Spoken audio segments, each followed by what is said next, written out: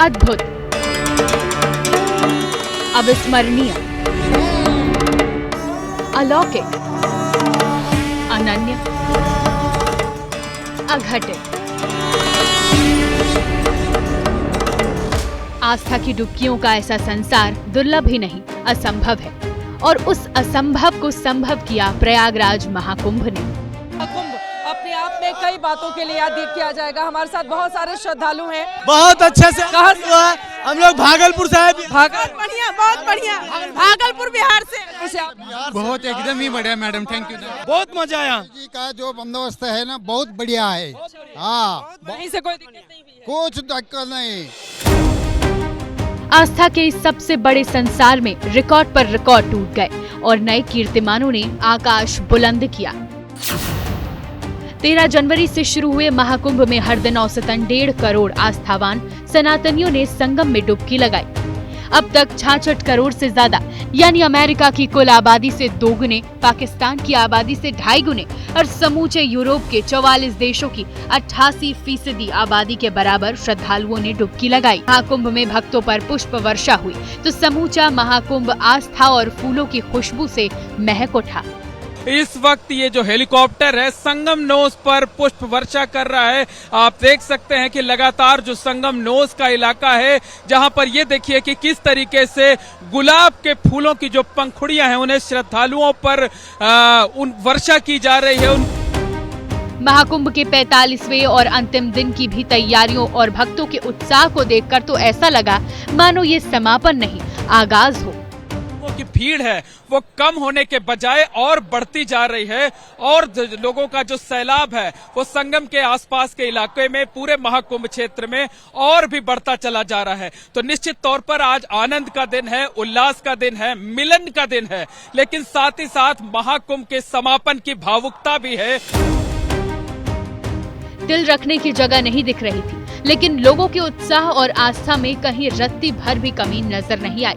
हर चेहरा महाकुंभ की दिव्यता और भव्यता में खोया नजर आ रहा था। इसमें कोई बंगाल से था, कोई असम से, कोई बिहार से तो कोई मध्य प्रदेश से। आखिरी दिन भी सबके चेहरे पर महाकुंभ की चमक साफ दिख रही थी। करोड़ों की संख्या में लोग आ रहे हैं और हेलीकॉप्टर जो फूल बरसाया जा रहा है, लगता है हम लोग जन्नत में आ गए।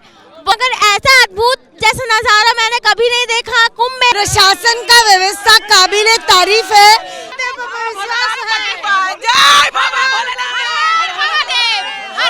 यहाँ आके बहुत अच्छा लग रहा। सीएम योगी आदित्यनाथ सुबह 4 बजे से ही महाकुंभ की मॉनिटरिंग की कमान संभाल रखी थी। सीएम योगी खुद प्रफुल्लित नजर आ रहे थे। लगभग 66 करोड़ श्रद्धालुजन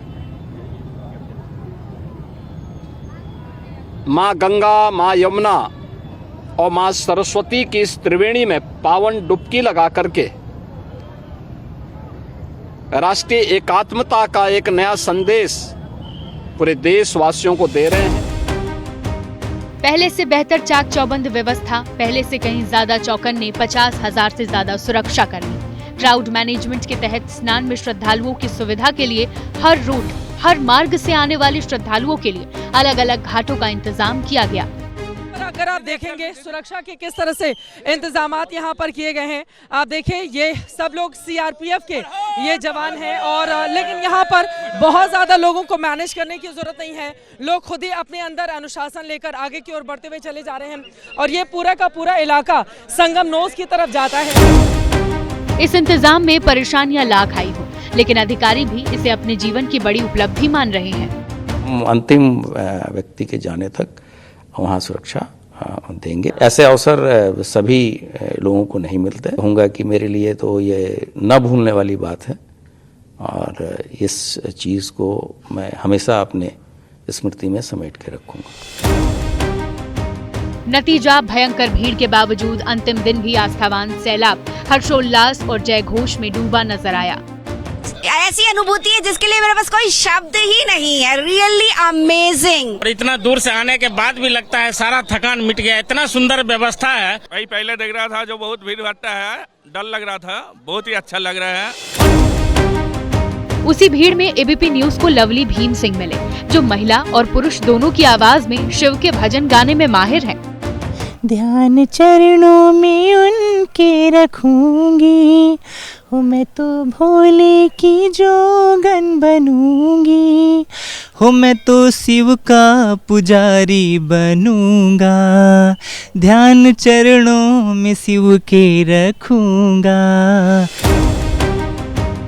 इन आस्थावानों में तमाम नवविवाहित जोड़े भी शामिल हैं, जो वैवाहिक जीवन की शुरुआत महाकुंभ में पवित्र गंगा के आशीर्वाद से करने की उम्मीद से यहाँ आए। प्लान किया था कि मतलब ये प्लान किया था क्योंकि कुंभ तो आना ही है, क्योंकि 144 साल में जो एक बार आ रहा है तो बार बार तो मौका थोड़ी ही मिलेगा, तो ये तो आना ही था। इन्होंने जो प्लान किया आप उस पर मान गए? हाँ, आपकी कोई और इच्छा नहीं थी? नहीं कुछ नहीं। महाकुंभ के अंतिम दिन भारतीय वायुसेना ने मेला क्षेत्र में एयर शो करके श्रद्धालुओं को खुशी से झूमने का एक और विशेष मौका दिया। एक नन्हे बच्चे से हमारी संवाददाता चित्रा त्रिपाठी रूबरू हुई। आनंदवने वसंतम आनंदकंतम हतपाप वृंदम वानादसीनाथ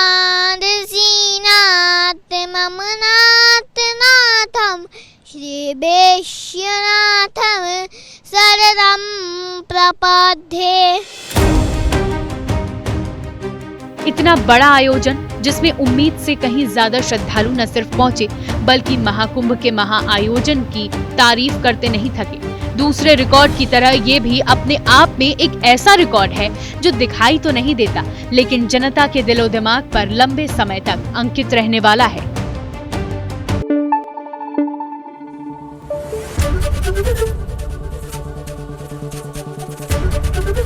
ABP न्यूज आपको रखे आगे।